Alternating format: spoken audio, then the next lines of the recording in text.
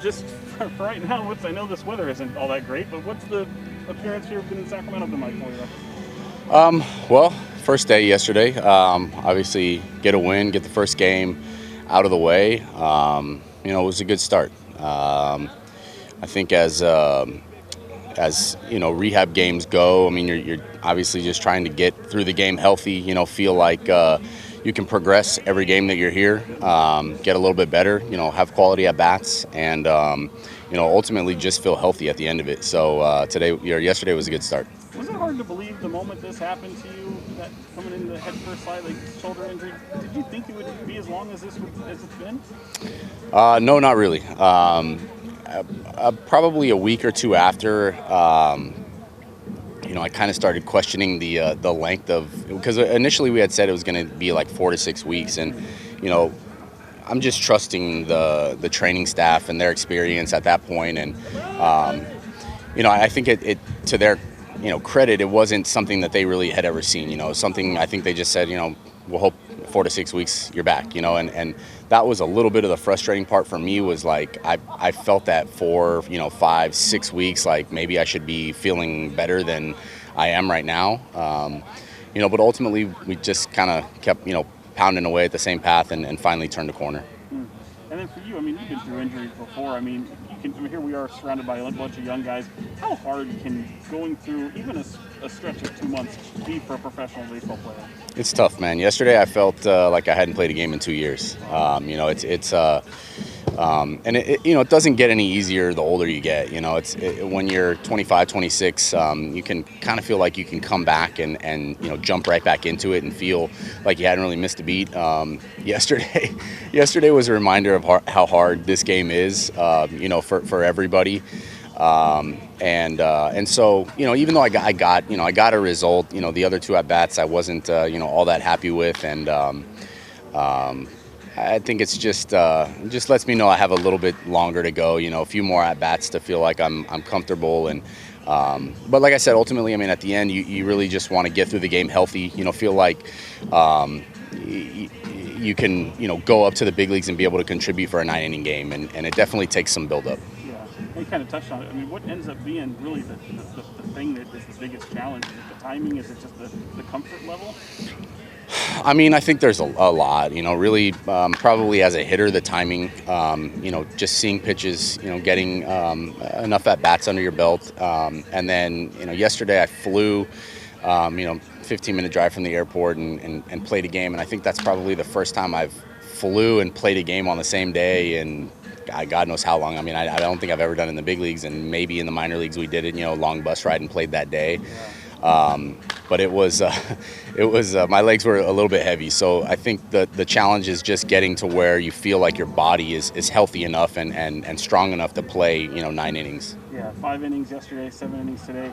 Do you have any kind of clarity on maybe what it looks like beyond today? There was a schedule laid out, but I think ultimately it's just kind of playing it by ear. Go through these 5, 6, 7 innings. Get the at bats, and it's like spring training. In spring, a lot of times we have it mapped out where you're going to get 2 at bats and play 4 innings, and you end up getting 3 and playing less innings, or maybe more, and you just stay in there a little bit longer. So I think it's just going to be kind of a feel thing for me. And just really trying to get some quality reps and feel like I'm healthy. It's interesting that even in 2 months span, you leave the team and they have the best record in baseball. Yeah. And here they are. They didn't let go of the rope at all. No, I mean, we've top to bottom. I mean, obviously Farhan, Scott Harris, Cap, our whole staff.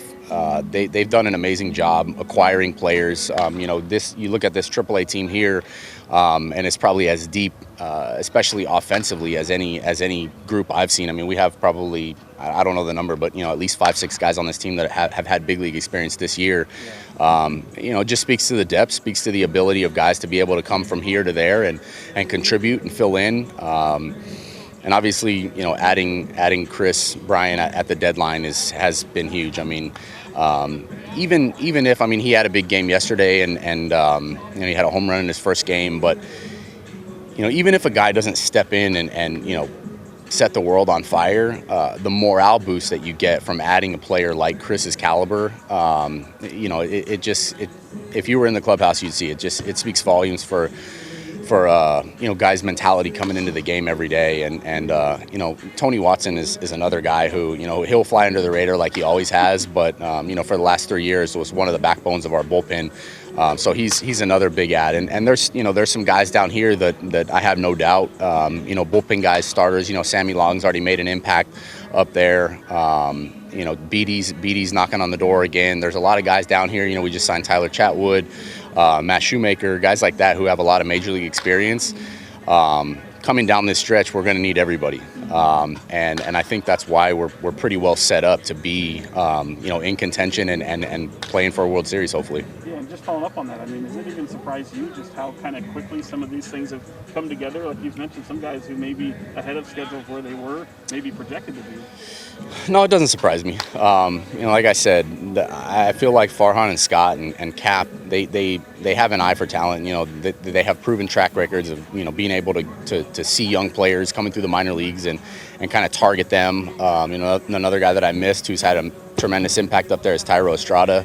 We lost Craw for 10 days there a little while back, and Tyro stepped in. And I mean, nobody's going to be Brandon Crawford, especially what he's doing this year. But he filled in, and it felt like we didn't really miss too big of a beat. And when you lose a guy like Craw, you feel like there's going to be a pretty big void. So he did an amazing job for us there, and that's just the depth, man. Yeah, and I know 35 the older you get, probably remember some of these being in the minor leagues a little bit, and I know rehab appearances, they're kind of part of it, but does this bring back memories seeing some of these guys here and just what they have to go through? Yeah, I get reminded more of being in the minor leagues by everything that happens off the field, and Sacramento, from what I've seen very briefly, is a pretty good town to be in. There's some places around the country that are pretty tough to live in and play in. Just in terms of what the city has to offer. And maybe not in AAA, but definitely in the lower minor leagues. There's a lot of places that are kind of just in the middle of nowhere, and you're playing in front of a couple thousand fans, and not making great money on top of it. So there's a lot of things. I mean, I went to Walmart today and had to get myself a pillow for the hotel, and just certain things like that kind of bring me back to all the things that I was having to do in the minor leagues, and enjoying every day of it, man. Most of the memories, most of the good memories that you'll make and good friends that you make will start in the minor leagues. Guys that you played with coming all the way up. We have Fernando Perez, who's now one of our video guys in the big leagues, who I came all the way up through the minor leagues to the big leagues with, and we still daily talk about all those memories that we made in the minor leagues. So it's a pretty special time. I mean, obviously the ultimate goal is to make it to the big leagues and make memories there. But for a lot of players, you play a lot of years in the minor leagues or a good bit, and those friendships last forever. Yeah. Final question for you. You've been so great for your time here. Just when you look at ahead, I know you guys take it day by day, but what would it mean just to see this team in first place, playing in the playoffs, looking with championship aspirations that you already do, with the addition of you coming back? Obviously, you got Kris. I mean, just what would it mean just to see this team have that type of success in September, October? I've played on one other team in 2008 with the Rays that I felt like we were in a pretty similar boat at the beginning of the year. The Dodgers, the Padres made a ton of acquisitions in the offseason and even through the trade deadline.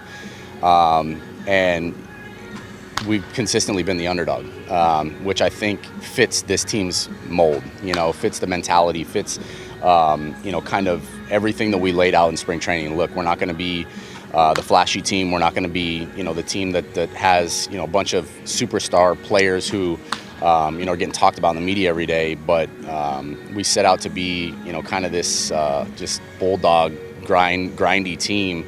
And, through 110 games or whatever it's been, I think we've accomplished everything that we want to accomplish.